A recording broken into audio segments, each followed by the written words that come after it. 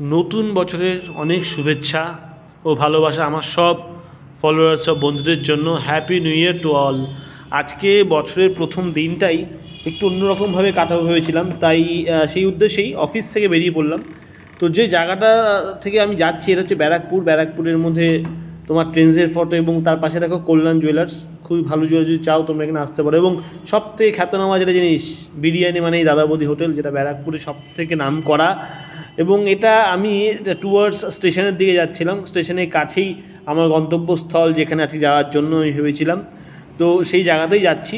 তো এখানে কিছু ছবি তোমাদের সাথে শেয়ার করেছিলাম, যদি তোমাদের মনে হয় কখনো তোমরা আসতে পারো, এভাবেই আসবে, একদম ইজি ওয়ে, কোনো দিকে কোনো যেতে হবে না। এবং এটা দেখতে পাচ্ছ একটা পুরনো, মানে বলতে পারো অনেক প্রসিদ্ধ জায়গা, যেটা ব্যারাকপুর স্টেশন। এটা নিয়ে অনেক চর্চা, অনেক সেই ব্রিটিশ আমল থেকে আছে।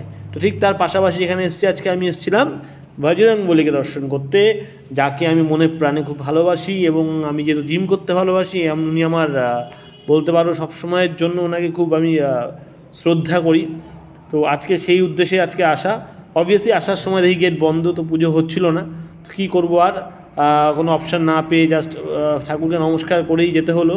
আর কিছু চাওয়া পাওয়া ছিল সেগুলো চেলাম। তোমরাও আসতে পারো, খুবই ভালো জায়গা। হ্যাঁ, পাশাপাশি এখানে অনেকগুলো দোকান আছে, যে দোকানগুলোতে তোমরা কিন্তু ডালা কিনতে পারো, ডালা কিনে সুন্দর করে পুজো দিতে পারো।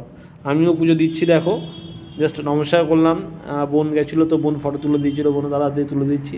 এই ভজনগুলি দর্শন তোমাদের সাথে করালাম, ভালো লাগলে ফলো করো।